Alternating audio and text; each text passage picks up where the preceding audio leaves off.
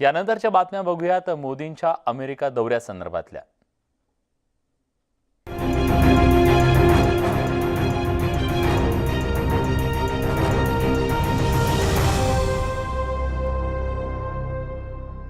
भारताचे पंतप्रधान नरेंद्र मोदी आणि अमेरिकेचे राष्ट्राध्यक्ष जो बायडेन यांच्यात भेट होतीये। अवघ्या जगाचं लक्ष या भेटीकडे लागलंय। तर या बैठकीच्या आधी बायडेन यांनी ट्विटही केले। या बैठकीत दोन्ही देशांच्या कोरोना दरम्यानच्या सहकार्यावर सुद्धा चर्चा होण्याची शक्यता आहे। तर अफगाणिस्तानमधला दहशतवाद आणि दहशतवादाविषयी सुद्धा या बैठकीच्या दरम्यान चर्चा होण्याची शक्यता वर्तवली जाते।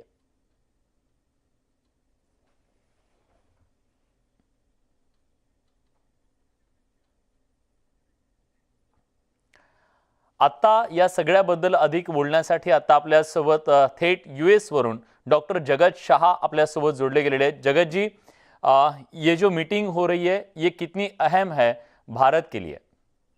ये बहुत ही अहम है, क्योंकि क्या है कि जो ये कोरोना का जो टाइम गया, हाँ। उसमें और पिछले 2 साल में 2-3 बड़ी बड़ी बातें हुई है। एक तो अफगानिस्तान में जो बदलाव आया है और दूसरा कोरोना खुद अपने आप में। तो ये चाइना माना जाता है कि चाइना में से सभी जानते हैं कि शुरू हुआ, और अभी ये जानबूझ के हुआ या मिस्टेक से हुआ वो सब चर्चा का विषय है। लेकिन जो आज अगर भारत और अमेरिका की हम बात करें तो अमेरिका जो है वो सबसे पुराना डेमोक्रेसी है और इंडिया सबसे लार्जेस्ट है, तो हम लोग नेचुरल एलाई है। ये बात एक बड़ी क्लियर है। इतने सालों से चाहे जो सरकार आए जिसी भी देश में, अमेरिका या इंडिया में, वो दोनों के जो संबंध है वो एक दिशा में चलते ही रहे हैं। तो उसी दिशा में ये भी एक आगे बढ़ेगा। तो ये जरूर है कि पहली बार हमारे जो प्रधानमंत्री नरेंद्र भाई वो मिल रहे हैं जो बाइडेन को, तो फेस टू फेस का जो एक मैजिक होता है, वो उसका जरूर असर पड़ेगा। और इसमें अफगानिस्तान का जो मामला है ये हमारे ट्रेड एंड इन्वेस्टमेंट से भी जुड़ा हुआ है। क्यों? क्योंकि अफगानिस्तान का मामला सिक्योरिटी से जुड़ा है। अभी आप ये देखिए कि जब अफगानिस्तान में जो तालिबान के जो लड़ाकू है जो 20 साल से लड़ाई कर रहे थे, अब क्या वो थोड़ी ना सरकार में जुड़ने वाले, वो थोड़ी पुलिस बनने वाले हैं, तो वो वहां थोड़ी ना आर्मी में जुड़ने वाले। वो क्या करेंगे? वो तो इंडिया के ऊपर अब कश्मीर जो है उनकी नजर में है। अभी आप देखिए, जब से 2-3 महीने से जब से अमेरिका ने अनाउंस किया कि हम जल्दी से निकल रहे हैं, तो हमारे यहाँ 170 पाकिस्तान साइड से ड्रोन अटैक आए हैं और उसमें ड्रग्स भी डालने शुरू हो गए पंजाब में। तो अब तो सोल्जर भी नहीं भेज रहे हैं, वो तो टेक्नोलॉजी वॉर हो गई। तो हमारे पास तो टेक्नोलॉजी है नहीं वो जो ड्रोन को न्यूट्रलाइज करने की, तो वो चर्चा ये मीटिंग में होगी जरूर। ये डिफेंस रिलेटेड मैटर हो गया। अच्छा, अब जहां आपकी सिक्योरिटी चैलेंज में आ गई, आपकी इकोनॉमी डिस्टर्ब हो गई, नेचुरल है। कोरोना ने भी इकोनॉमी को ही तो डिस्टर्ब किया। अब आप नरेंद्र भाई ने अनाउंसमेंट किया है कि हमको इंडिया को $5 ट्रिलियन इकोनॉमी बनाना है 24-25 तक। तो आज चाइना जो है वो $14 ट्रिलियन की इकोनॉमी है। लेकिन अमेरिका से हमें क्या अपेक्षाएं हैं? अमेरिका से अपेक्षा defence, security, cyber security related technology से लेके ही है, क्योंकि टेक्नोलॉजी से ही हमारा आंसर है। आज मैंने जो उदाहरण दिया ड्रोन का, आप कैसे ड्रोन अटैक को रोकने वाले हो? आपको उसको डिटेक्ट करने की टेक्नोलॉजी तो चाहिए ना, उसको न्यूट्रलाइज करने की टेक्नोलॉजी चाहिए, नहीं तो आप कैसे लड़ाई करो? हमारे पास तो टेक्नोलॉजी है ही नहीं। तो वो टेक्नोलॉजी की एक्सपेक्टेशन है, फिर हाईटेक टेक्नोलॉजी की एक्सपेक्टेशन है, डिफेंस रिलेटेड इश्यूज की एक्सपेक्टेंसी है। जो क्वाड बना है उसके अंदर क्या कॉन्क्रीट स्टेप्स होने वाले हैं? क्वाड खाली एक पॉलिटिकल फॉर्मेशन बन गया है एक मैसेज देने को चाइना को, या उसमें कुछ कॉन्क्रीट स्टेप्स होने हैं? वो कॉन्क्रीट स्टेप्स में कौन से स्टेप्स हैं जो इंडिया के फायदे के हैं? सिर्फ अमेरिका का या ऑस्ट्रेलिया के, जापान का फायदा भी नहीं, इंडिया का क्या फायदा है उसमें? ये भी देखना पड़ेगा ना, क्योंकि चाइना तो हमारा नेबर है। नेबरहुड को तो आप कैसे बदलोगे? ठीक है, लेकिन अभी जो अफगानिस्तान में चल रहा है पूरा मामला, उसके इसके भी ऊपर चर्चा हो सकती है। जरूर। देखिए, एक बड़ी अच्छी बात मुझे जो दिख रही है कि अभी तक चाइना ने भी तालिबान सरकार को रिकॉग्नाइज नहीं किया। तो ये सारे हमारे, अगर पूरी दुनिया में एक यूनिटी हो जाए और सपोज वेस्टर्न कंट्रीज और इंडिया मिलकर ये तय करे जो तय किया हुआ है, चर्चा होनी चाहिए कि किस कंडीशन पे रिकॉग्नाइज करेंगे। जो उनके जैसे हमारे हर डेमोक्रेसी का एक ह्यूमन राइट्स का मुद्दा रहता है, वुमन को वहां काम करने दिया जाए, लड़कियों को स्कूल जाने दिया जाए, वहां इंक्लूसिव सरकार बने। वहां पे जो दोहा में जिन लोगों ने निगोशिएट किया उनको सबको साइडलाइन कर दिया है। अंदर उनके इतने सारे डिफरेंसेस है, वो डिफरेंसेस इंडिया को भी इफेक्ट होने वाले हैं।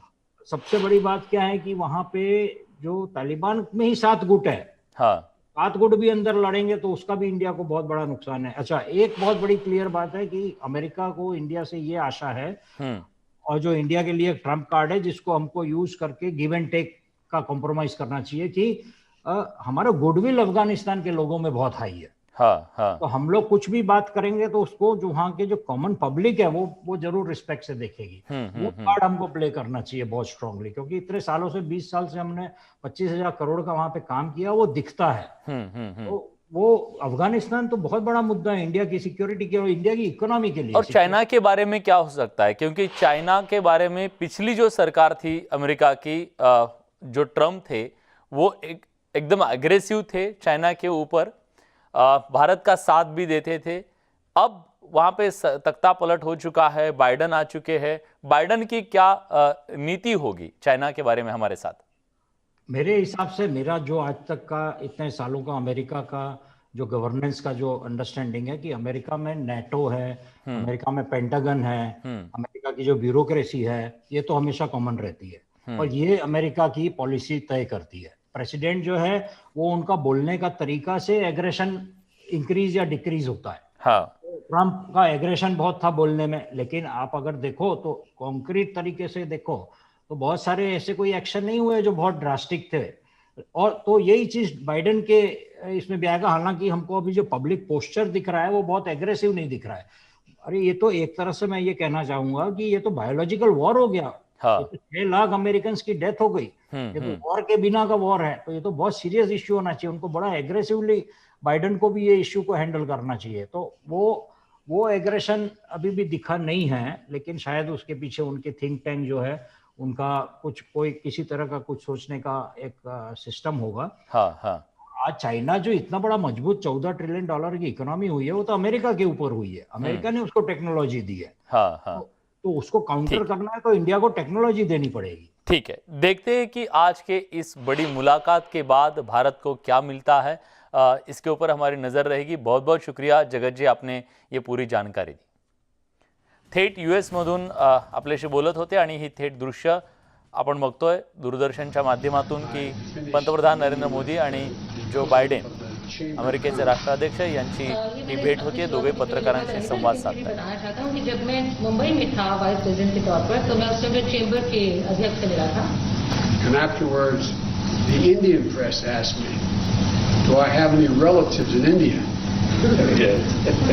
और उसके बाद भारत की प्रेस के लोगों ने मुझसे पूछा कि क्या मेरे कोई अपने प्रियजन, मेरे कोई रिश्तेदार भारत में हैं? And I said,